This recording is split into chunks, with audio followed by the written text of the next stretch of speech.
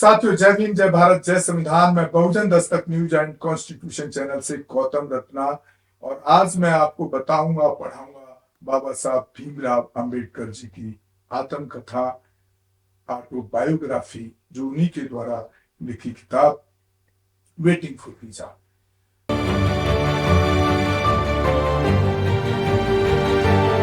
तो ये अब हम 13वां एपिसोड है हमारा। 13वें एपिसोड में हम जा रहे हैं। अब जब बाबा साहब वहां से चले आते हैं बड़ौदा से, उसके बाद का ये उनकी जिंदगी का हिस्सा है। तो शुरू करते हैं।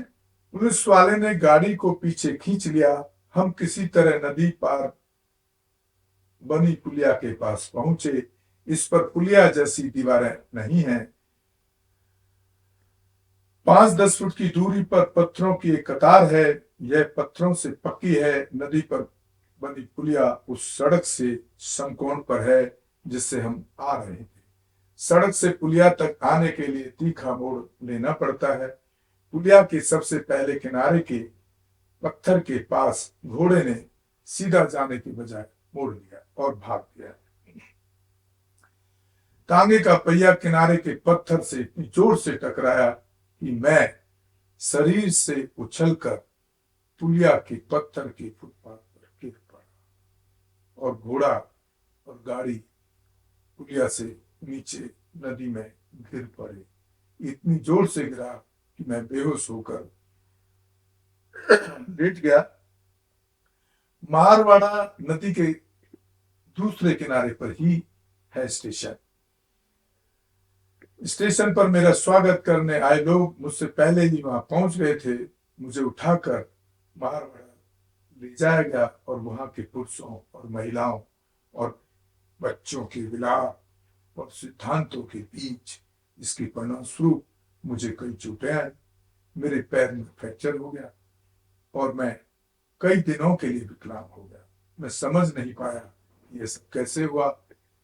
तांगे वाले हर दिन पुलिया से गुजरते हैं और कभी भी कोई चालक पुलिया के ऊपर से तांगे को सुरक्षित निकालने में विफल नहीं हुआ। पूछताछ करने पर मुझे वास्तविक तथ्य बताए गए।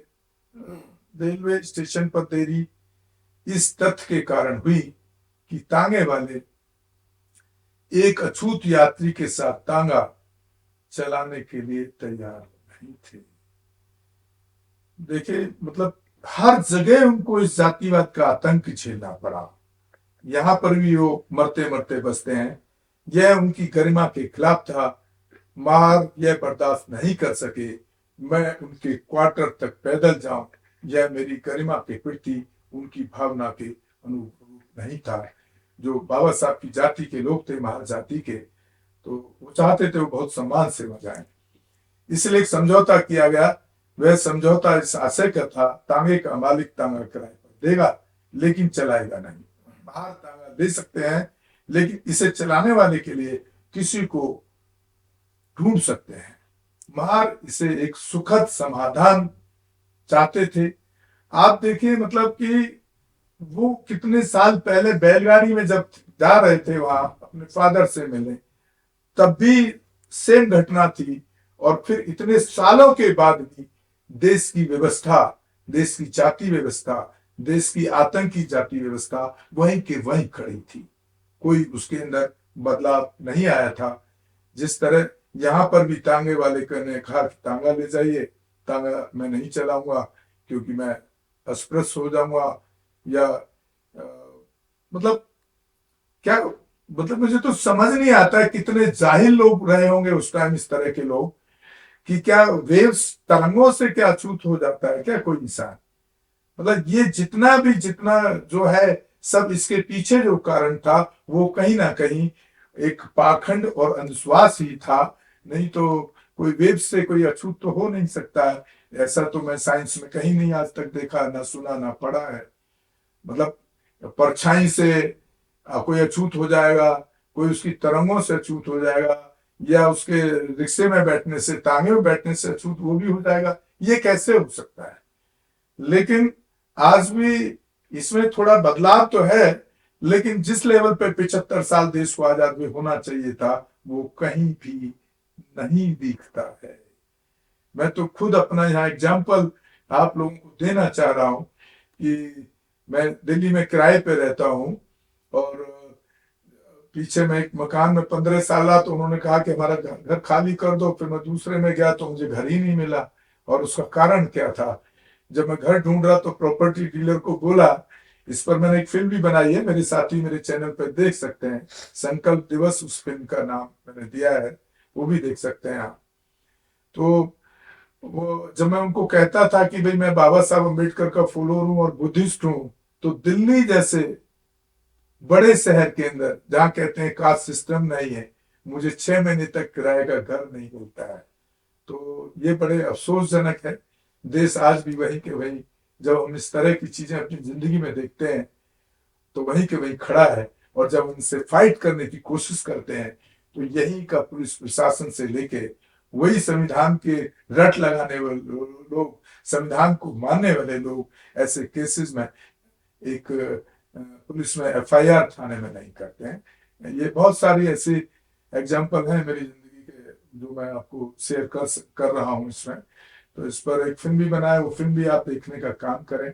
और खैर हाँ, मैंने भी एक संकल्प लिया कि जब तक मैं हूं, जब तक मेरी बाकी लाइफ बची है, मैं ऐसे सिस्टम के खिलाफ लड़ता रहूंगा, अपने बहुजन महापुरुषों की विचारधारा को आप तक पहुंचा रहूंगा, और संविधान की जो एक्ट है, जो संविधान है, उसको भी आप तक पहुंचाने के लिए कार्य करता रहूंगा। और जहां जहां उत्पीड़न समस्या आएगी, मैं वहां वहां उन परिवारों को भी सहयोग करने की संवैधानिक रूप में कोशिश करता रहूंगा। ये मेरा संकल्प है।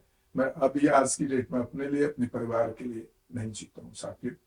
इसी के साथ आपसे विदा लेता हूँ। ये देख रहे थे आप हमारा 13वां एपिसोड, और अगले 14वें एपिसोड में बाबा साहब भीमराव अंबेडकर जी की आत्मकथा, ऑटोबायोग्राफी के बारे में हम आपको उनके नए तथ्यों को आपको बताएंगे कि उनकी जिंदगी और क्या इससे आगे हुआ, क्या क्या होता रहा। तो साथियों, मैं उम्मीद करता हूँ कि आप हमारे दोनों channel Bahujan Dastak news and constitution को ज्यादा से ज्यादा देखें, शेयर करें, सब्सक्राइब करें, ताकि हम देश को, राष्ट्र को एक अच्छा राष्ट्र बनाने के लिए अपने बहुजन महापुरुषों के रास्ते पे चल करके हम काम कर सकें। जय भीम, जय भारत, जय संविधान, नमो बुद्धाय। धन्यवाद साथियों। साथियों, नेक्स्ट हमारा जो एपिसोड होगा, 14वां एपिसोड, उसमें हम आपको दिखाएंगे बाबा साहब की आत्मकथा, बायोग्राफी, ऑटोबायोग्राफी, जो बाबा साहब द्वारा लिखी हुई बुक वेटिंग फॉर वीजा से ली गई है। तो उम्मीद करते हैं कि आप सारे एपिसोड को देखने का काम करेंगे। हमारे चैनल